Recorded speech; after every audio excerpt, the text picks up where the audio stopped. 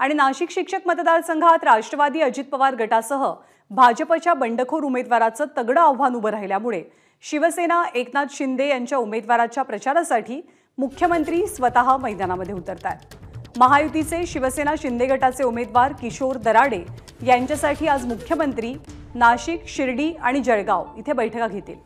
विविध शैक्षणिक संस्थेच्या पदाधिकाऱ्यांसोबत मुख्यमंत्र्यांच्या बैठका आयोजित करण्यात आल्या आहेत। मुकुल कुलकर्णी सध्या आपल्या सोबत आहेत। मुकुल, ही गणित अवघड कशी बनली आहेत आणि मुख्यमंत्री कुठे कुठे आज दौरा करतील? ज्ञानदा, महायुतीचे दोन उमेदवार आहेत, म्हणजे ठाकरे राष्ट्रवादी काँग्रेसचे अजित पवार गटाचे एक उमेदवार आहेत आणि दुसरे शिवसेना शिंदे गटाचे उमेदवार आहेत। ठाकरे गटाच्या उमेदवाराच्या विरोधात ही लढाई होती, मात्र आता महायुतीमध्येच दोन उमेदवार असल्यामुळे महायुतीची डोकेदुखी वाढलेली आहे।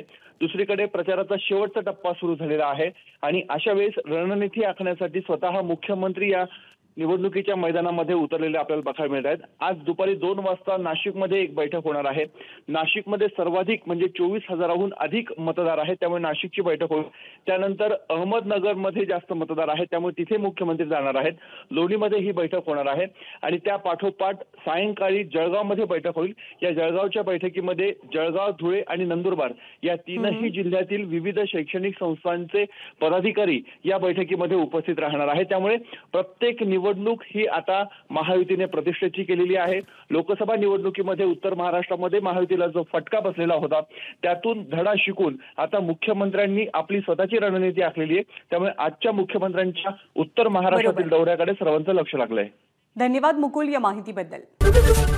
एबीपी माझा, उघडा डोळे बघा नीट।